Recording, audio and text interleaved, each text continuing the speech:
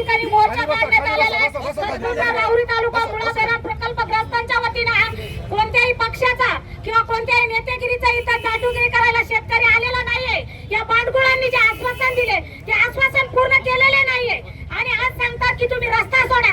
अरे आमचे मायबाप जर आज उपाशी, आमचे जनावर उपाशी, 5 किलोमीटरवरून आमच्या महिला भगिनी किती वेळ पाणी पातील?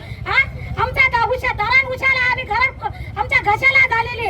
आमचा शेतकरी बांधव आज बाजरी जर खुरपायला आली तिला पाणी नाही तर ती वाऱ्याने उन्हाने वाळून चाललेली आहे आणि तरी अजून साहेब तुम्ही म्हणताय का तुम्ही रस्ता रोक सोडा आणि जा? हे शक्य होणार नाही। कुठल्याही प्रकारचा कोणत्याही शेतकऱ्यावर गुन्हा दाखल झाला तरीही चालेल, पण या ठिकाणी शेतकरी बांधवांना तुम्ही हलू नका, कारण आज तुम्हाला जर ही वेळ परत येणार नाही आणि तुम्ही जर आज इथून निघाला तर नक्की तुम्हाला या ठिकाणी ते सांगतील की तुमची हार झाली आणि तुमच्यावर पुन्हा फुकण्याची वेळ येईल। हे लक्षात ठेवा। गुन्हा साहेब करताना एकावर करा, 10वर करा, आमच्यावर करा। मी महिला भगिनी शेतकरी बांधवाच्या वर्गातली आहे, मी कुठल्याही पक्ष म्हणून आलेली नाही, तर माझ्यावर सुद्धा साहेब तुम्ही गुन्हा दाखल करा, पण आम्ही इथून उठणार नाही जोपर्यंत शेतकरी बांधवांना न्याय मिळत नाही तोपर्यंत आम्ही इथून हटणार नाही। 7.5 एचपीच्या मोटरीला वीज बिल माफ, 5च्या वीज बिल माफ आणि आमच्या धरणाच्या मोटरी धरण जर 5 किलोमीटर अंतराच्या वरून पाणी न्यायचं आहे आणि 7ची एचपीची मोटर तुमची करणार काय तिथं? काय आमच्या शेतकऱ्यांनी काय उपाशी राहायचं का? अरे साऱ्या जगाचा पोशिंदा आमचा शेतकरी मायबाप आहे आणि तुम्ही बांधगुळांना त्यांच्याच मोटरी बंद केल्या।